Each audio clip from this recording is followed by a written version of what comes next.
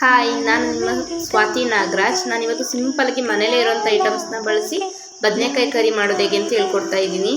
ತೆಂಗಿನಕಾಯಿ, ಶುಂಠಿ, ಬೆಳ್ಳುಳ್ಳಿ, ಸಾಂಬಾರು ಸೊಪ್ಪು ಮತ್ತು ಈರುಳ್ಳಿ, ಟೊಮೊಟೊ, ಸ್ವಲ್ಪ ಹುಣಸೆಹಣ್ಣು ಮತ್ತು ಒಗ್ಗರಣೆಗೆ ಚಿಕ್ಕದಾಗಿ ಒಂದೆರಡು ಈರುಳ್ಳಿನ ಕಟ್ ಮಾಡಿ ಇಟ್ಕೊಂಡಿದ್ದೀನಿ. ನಾನು ಒಂದು ಜಾರಿಗೆ ಈರುಳ್ಳಿ, ಶುಂಠಿ ಮತ್ತು ಬೆಳ್ಳುಳ್ಳಿ, ಟೊಮೊಟೊ, ಸಾಂಬಾರು ಸೊಪ್ಪನ್ನ ತೊಳೆದ್ಬಿಟ್ಟು ಆ್ಯಡ್ ಮಾಡ್ಕೊಳ್ತಾ ಇದ್ದೀನಿ. ನಾನು ತೆಂಗಿನಕಾಯಿ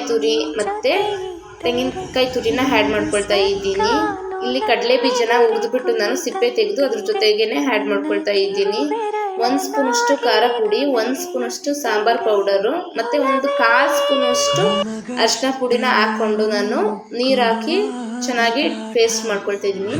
ಈ ಕಡೆ ಒಂದು ಬಾಣಲಿಲಿ ಎಣ್ಣೆನ ಹಾಕ್ಬಿಟ್ಟು ಸಾಸಿವೆ ಹಾಕಿ ಸಿಡಿದ ನಂತರ ನಾನು ಅದರೊಳಗಡೆ ಕರ್ಬೇವಿನ ಸೊಪ್ಪನ್ನ ಆ್ಯಡ್ ಮಾಡ್ಕೊಳ್ತಾ ಇದ್ದೀನಿ.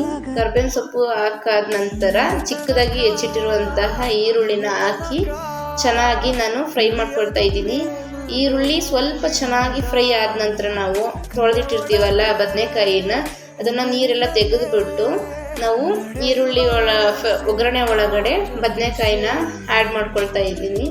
ಬದನೆಕಾಯಿನ ಹಾಕಿದ ನಂತರ ನಾವು ಎಣ್ಣೆ ಒಳಗಡೆ ತುಂಬ ಚೆನ್ನಾಗಿ ಫ್ರೈ ಮಾಡ್ಕೊಳ್ಬೇಕು. ಬದನೆಕಾಯಿ ಎಣ್ಣೆ ಒಳಗಡೆ ಚೆನ್ನಾಗಿ ಫ್ರೈ ಆದ ನಂತರ ಅದರೊಳಗಡೆ ಮನೇಲಿ ಸಿಂಪಲ್ಲಾಗಿ ಏನು ಐಟಮ್ಸ್ ಇರುತ್ತೋ ಅದನ್ನೇ ಬಳಸಿ ನಾನಿವತ್ತು ನಿಮಗೆ ಸಿಂಪಲ್ಲಾಗಿ ಬದನೆಕಾಯಿ ಕರಿನ ಯಾವ ಥರ ಮಾಡ್ತಿದ್ದೀನಿ ಅಂತ ತೋರಿಸ್ತಾ ಇದ್ದೀನಿ. ನೀವು ಒಂದ್ಸಲ ನಾನು ಮಾಡಿರೋ ರೀತಿಯಲ್ಲಿ ಟ್ರೈ ಮಾಡಿ.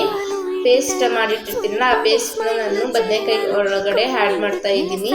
ಜಾರ್ ಒಳಗಡೆ ಸ್ವಲ್ಪ ನೀರು ಹಾಕ್ಬಿಟ್ಟು ನಾನು ಅದನ್ನು ಜಾರ್ ವಾಶ್ ಮಾಡಿ ಅದರೊಳಗಡೆ ಹಾಕೊಳ್ತಿದ್ದೀನಿ. ಸ್ವಲ್ಪ ನೀರನ್ನು ನೋಡಿ ಹಾಕಿ, ಜಾಸ್ತಿ ನೀರು ಹಾಕ್ಕೊಳಕ್ಕೆ ಹೋಗಬೇಡಿ.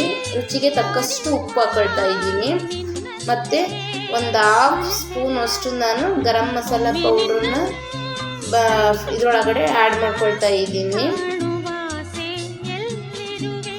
ನಿಮಗೆ ಖಾರ ಕಡಿಮೆ ಆಯಿತು ಅಂತಂದರೆ ಸ್ವಲ್ಪ ಖಾರ ಪುಡಿನೂ ಇದ್ರ ಜೊತೆನೇ ಆ್ಯಡ್ ಮಾಡ್ಕೊಳ್ಬೋದು. ನಾನಿವತ್ತು ಬದನೆಕಾಯಿ ಕರಿಗೆ ಚಪಾತಿ ಮಾಡ್ಕೊಳ್ತಾ ಇದ್ದೀನಿ.